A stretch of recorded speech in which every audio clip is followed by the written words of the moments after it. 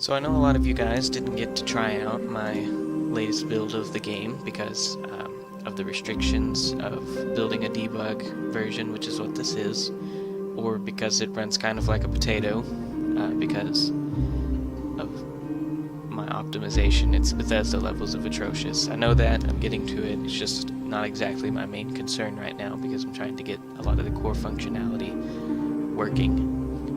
But I did want to show you guys who were interested what my newest build has, and what my game can do already, because I've not posted a lot of videos recently because I've been getting so much done. When I first thought of making this video, I was thinking that it would be a little bit newer of a build, but not enough to really change anything. However, by the time I got around to recording this, I have made so much progress that it is a drastically different build from the one that you can download currently, so a lot of what you'll see is quite different from the latest build that you can download, but that's okay. Also, there will probably be no editing in this, so if I stutter and say a lot, just bear with me. You have no idea how much I hate hearing my recorded voice, so I don't want to hear it, and editing would require me to hear it, so if you have an idea for the name, as always, I'd be happy to hear it. I haven't gotten any suggestions, so but I have no idea what to name it. I've just called it Project Enchanter so far, and as you can imagine, I don't think that the people who have the trademark on the name Enchanter would appreciate that very much. So, with that, let's go to my testing grounds. There are no shadows on the grass because I did not realize, this is one of the reasons that it runs so potato-y on most systems, even mine, as powerful as my computer is I did not realize that every single blade of grass was casting a dynamic shadow that moved as the sun moved, which I can't look at because the grass is too thick. That obviously caused a little bit of taxing on the GPU, so that has been fixed in the latest build, but it's not quite implemented yet in the version that you can download. That will be getting an update soon, hopefully, but I've just been making so much progress lately that I haven't had time to stop and download the newest version. So what we're going to take a look at now is the equipping and inventory system. So we'll just pick up some random items here. I have lots of floating weapons because they didn't inherit their physics like they should have. That's something that can easily be fixed, but like I said, it's just not on my top priorities, like a lot of things. So here we have some icons for the swords. They darken. It's a glitch. I'll fix it eventually. Again, not on my priority list.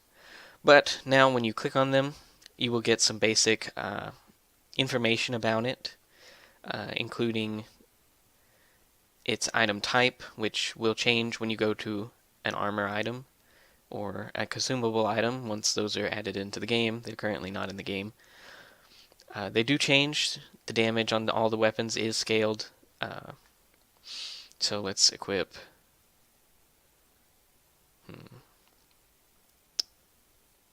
I'll just go ahead and equip the test sword. Here we can see that we have a primary and secondary, and the debug numbers running down the side of the screen. Ignore that. You'll see a lot of that. That's for my benefit, trying to fix things, and I just didn't take them out. They won't show up in game though. We can equip it in the primary or secondary slot. The secondary currently is aesthetic only. It doesn't actually have any functionality yet, but I just wanted it there. So we can take a look at it. So if I equip the officer sword here to the primary, you can see we have a very Witcher-like setup, because I don't think anything looks cooler than Geralt's two swords. Please don't sue me.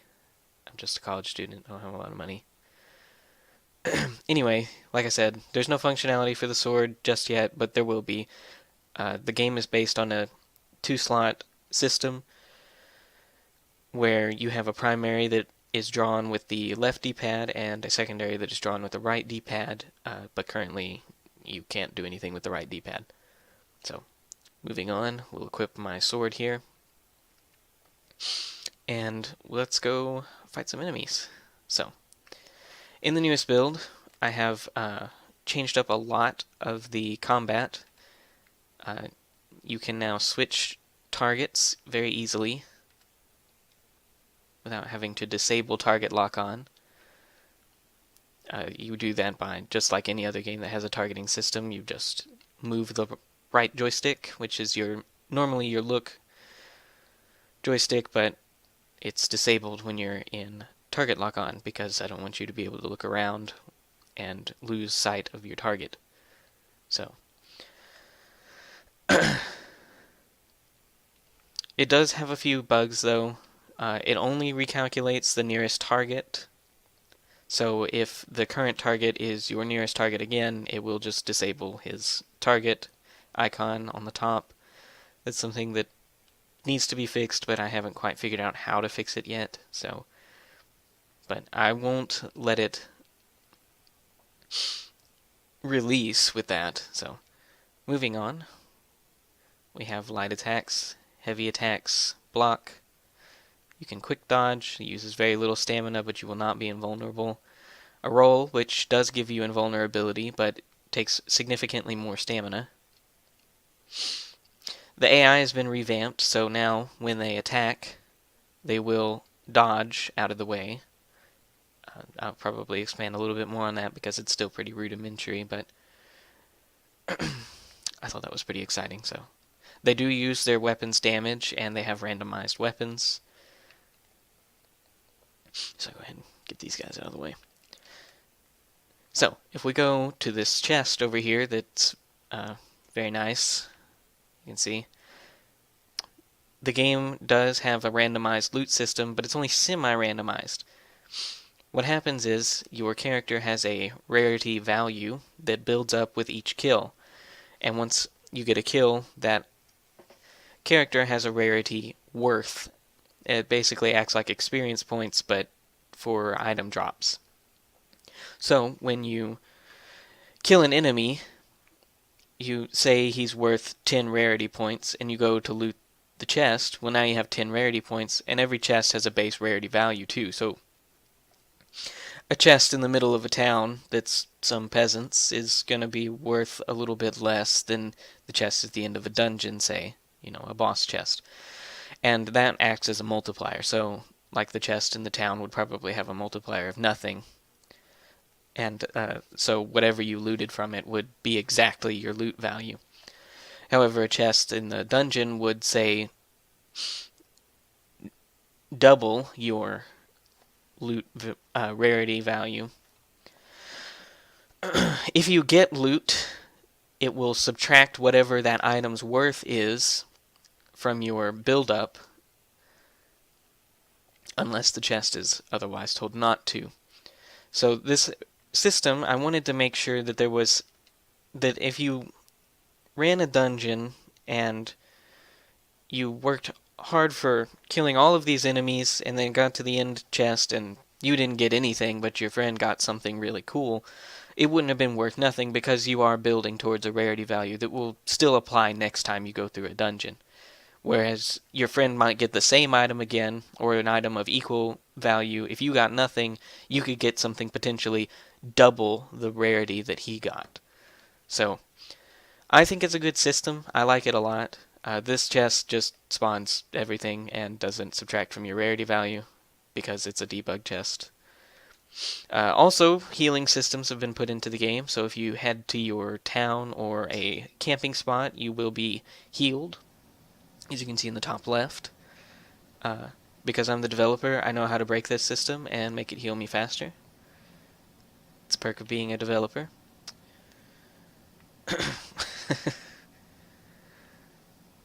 Eventually, you will have multiple weapon types to equip, but currently there's not really anything besides swords because I'm poor and I'm a college student, so I can't buy animations and I'm not an animator.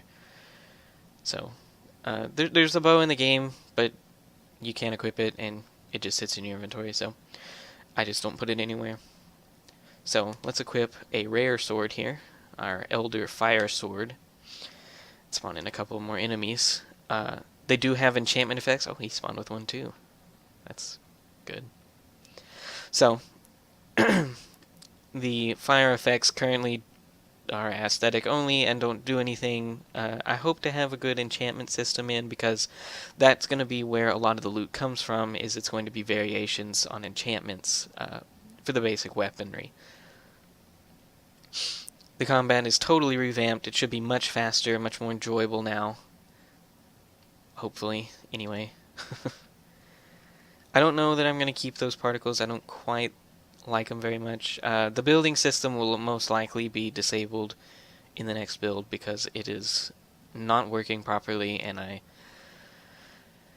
it's a big endeavor to get it working, so I haven't had time to work on that just yet. I've been working on the loot system, which I'm quite proud of. I think it works really well.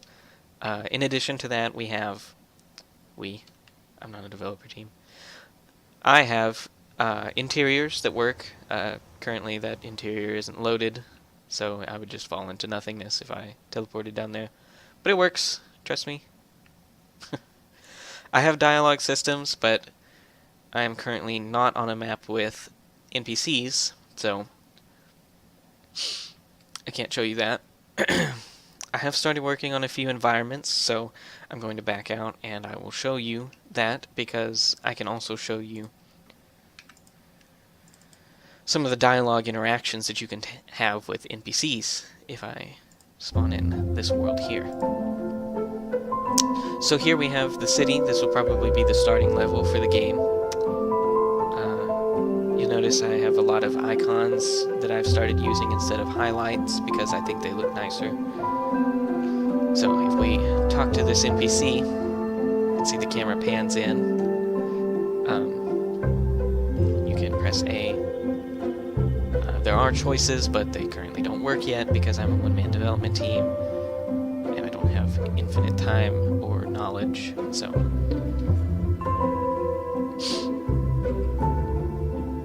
there is a possibility that when you do this, your character will be standing in the way. That's something that needs to be fixed.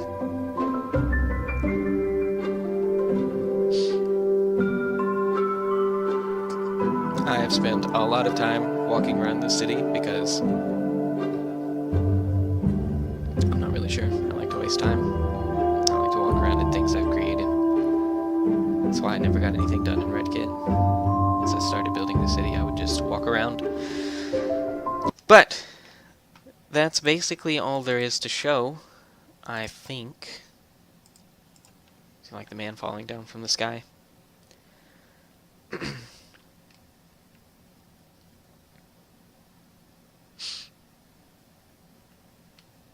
All of the weapons have their own spots that they equip to, so that is defined in the weapon's description, so it makes it very easy to add weapons in the future. If you click use on an equipable item, it just equips it to the primary slot.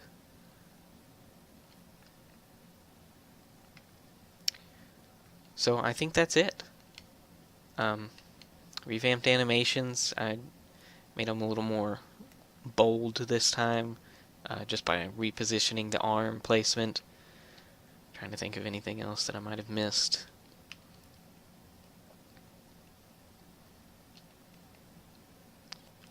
The game will not be completely silent. There will be sound effects eventually. That's just like many things, not on the top of my to-do list as a one-man developer.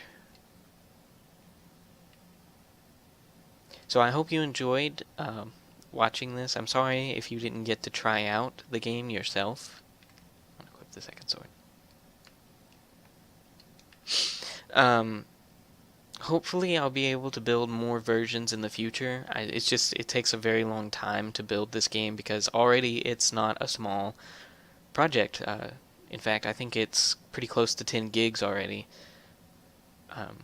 Uncompiled and uncompressed, that is. So, it's a pretty big project. It's a pretty massive undertaking. Like I said, if you have a suggestion for the name, I would very much appreciate your input, because I am terrible at naming things. And thanks for watching.